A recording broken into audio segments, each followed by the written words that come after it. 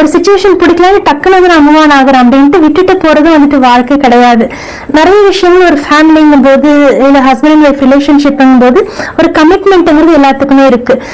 அந்த worst situation அந்த extremity அப்படின்னு போறப்ப இதுக்கு மேல முடியாது, இதை விட நிலைமை இன்னும் மோசமாயி போயிடும், அந்த வாழ்றதுக்கான வழி இல்லை, ஒருத்தரோட நிலைமை இன்னும் ரொம்ப கேடாயிட்டே போகுதுங்கிற நிலைமையில வேணா தேர் இஸ் ஆல்வேஸ் திருச்சபையிலேயே ஒரு சில விளக்க வந்து கண்டிப்பா கொடுக்குறாங்களாம்.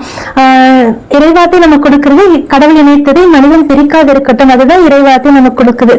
அதனால அந்த சிச்சுவேஷனுக்காக there is always way out. ஒருத்தர் மாட்டிட்டு இருக்காங்க, ஒடுக்கப்பட்டோருக்காக விடுதலையையும் கொடுக்கறதும் நம்ம ஒவ்வொருத்தருக்கான கடமை இருக்குது. அவங்கள அந்த பாண்ட்ல இருந்து நம்ம விடுவிக்கிறது, அதையும் வந்து திருச்சபை இவங்க கஷ்டப்பட்டுட்டு இருக்காங்கிறதுக்காக சில விலக்குகளை கொடுத்து சில எக்ஸெப்ஷன்ஸ் சில கேசஸ்ல அந்த மன முறிவுங்கிறத திருச்சபை அனுமதிக்கலனாலும் கூட இப்போதைக்கு அந்த திருமணம் அல்ல அப்படின்னு நல்லிஃபை பண்ணி இது சாக்ரமெண்ட் அல்ல அப்படின்னு அந்த ஒரு ஃப்ரீடமை கொடுத்து ஒருத்தர் ஃப்ரீ பண்ணி விட்டுறாங்க அந்த அப்ரேஷன்ல இருக்கவங்க.